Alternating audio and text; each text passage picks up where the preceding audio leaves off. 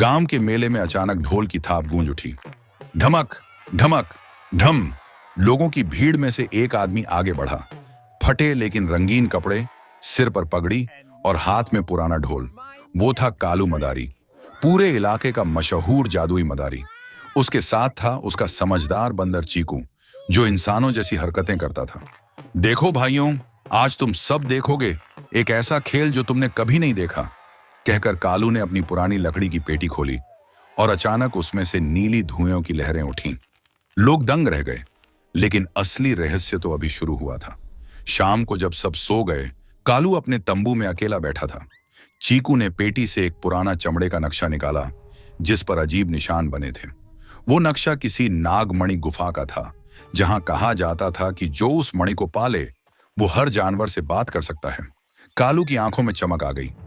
चीकू, अब वक्त आ गया है असली खेल का। अगली सुबह दोनों निकल पड़े। घने जंगल, रहस्यमयी आवाजें और बीच बीच में झाड़ियों में हलचल। रात के अंधेरे में जब चांद निकला, एक विशाल उल्लू उनके सामने उतरा। नागमणि की राह आसान नहीं मदारी, उल्लू बोला।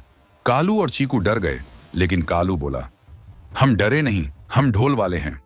3 दिन की यात्रा के बाद वे उस गुफा तक पहुंचे। दीवारों पर पुराने चित्र, सांप, अग्नि और जादू के चिन्ह।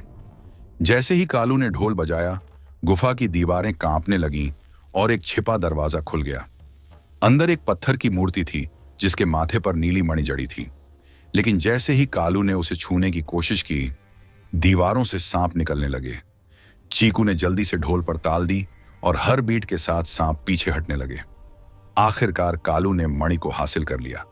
गुफा से बाहर निकलते ही तूफान उठ गया। आसमान में बिजली कौंधी और नागदेव का स्वर गूंजा, हे मदारी, तुमने बहादुरी दिखाई, अब ये मणि तुम्हें वरदान देती है। कालू की आंखों में मणि की रोशनी उतर आई और तभी से वो जानवरों से बात करने वाला मदारी बन गया। गांव लौटा तो सबने उसका स्वागत किया।